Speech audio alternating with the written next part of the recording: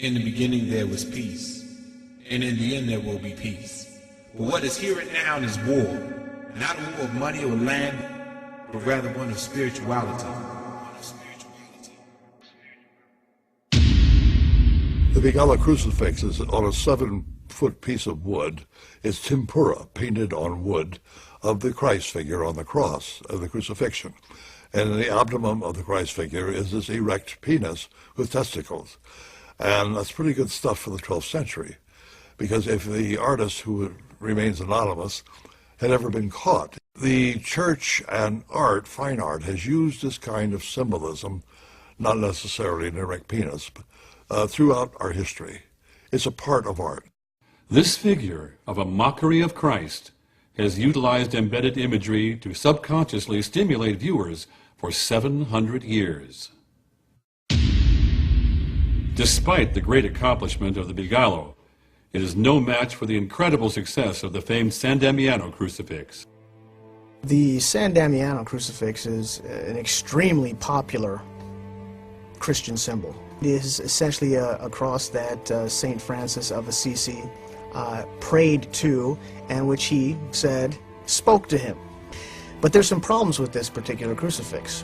And the big problem is it is very much like the Bengala crucifix, because it also has the underside of testicles and erection painted right in the abdomen of what is supposed to be Christ.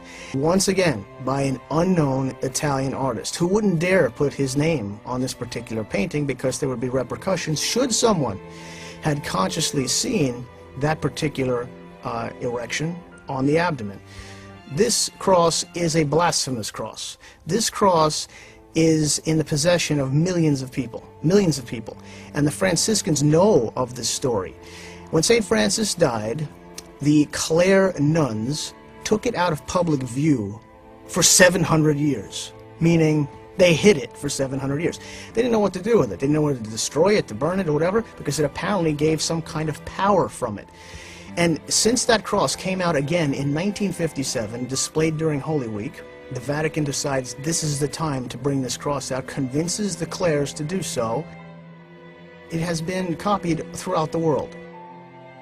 The hands of the saints near the erection gesture toward it as an introduction, as if they're actually speaking about it while holding variation phallic symbols of their own. Conscious perception can lead you in one direction, and the subconscious can lead you in the opposite direction. They can operate independently or in a similar way. It's a part of the brain about which you know nothing at the conscious level, but which has an enormous effect upon your acceptance of cultural values, on your ability to, on your emotional involvements. There's no part of your brain we can point at and say this is the unconscious, but it's something, the effects of which you can measure and you can observe and you can validate. The risk for the artist embedding images is that they can and will be found after conscious examination, and with ease by the embed expert, rendering them as regular images into the conscious mind.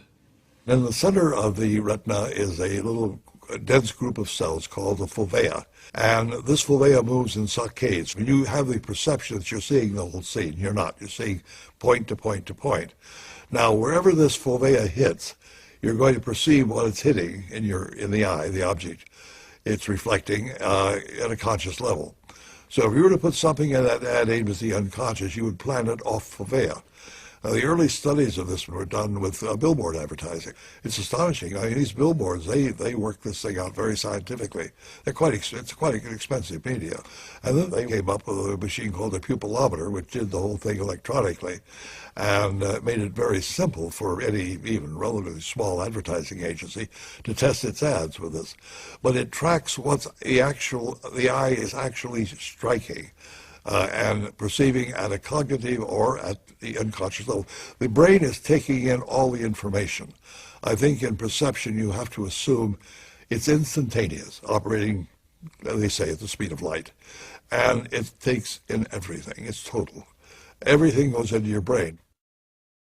Artists use subconscious stimulation because they don't necessarily have to tell you what they're doing. It's fantastic. They can get you to buy a product. They can get you to buy a religion, buy into something. And by using a sexual stimuli in combination with horror, they can infer the blasphemy, if it's Christianity, for example, the horror side, but make you feel good about it because there's sex involved at the same time. And to do it all subconsciously or unconsciously is the key, because when you're looking at something, your eye is picking up every detail of it subconsciously, but you have to focus your fovea on the very pinpoint of the particular painting, picture, or walking down the street. And if you don't do that, you're not going to pick it up. You're not going to remember it consciously. Artists use this because it's extremely powerful. You get the message across without actually telling the person consciously. These things have profound effects upon the subconscious. And if you can introduce these into an art form, you embed that idea of the art into the brain very, very deeply, and it will persist indefinitely. Otherwise, art is simply a picture, a drawing, a sculpture. It has no meaning at all beyond just simply something you observe.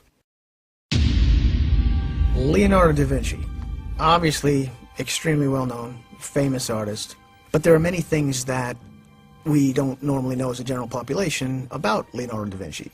One is that he was most likely homosexual. He did in fact have sex with an underage boy and went underneath the judge to essentially have this sort of dismissed. The Last Supper.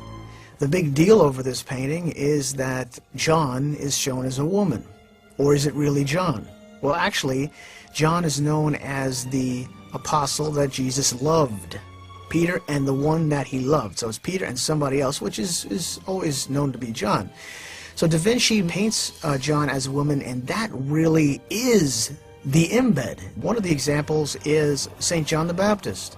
St. John the Baptist, a man, but here painted by Da Vinci as an androgynous person. Half man, half woman, possibly almost all woman. If you look at this painting, you can see it's quite feminine. So an excellent story with respect to the Da Vinci Code, but fiction in a sense that, okay, John's a woman, but it's so feminine that we're going to maybe make her something out to be Mary Magdalene, and then we're going to use a terrific caper to find out that she's really the cup of Christ and she's the Holy Grail. An excellent story, and in fact that it's interesting, certainly not true, but all started hundreds of years ago by Da Vinci adding the embed and making John essentially a woman.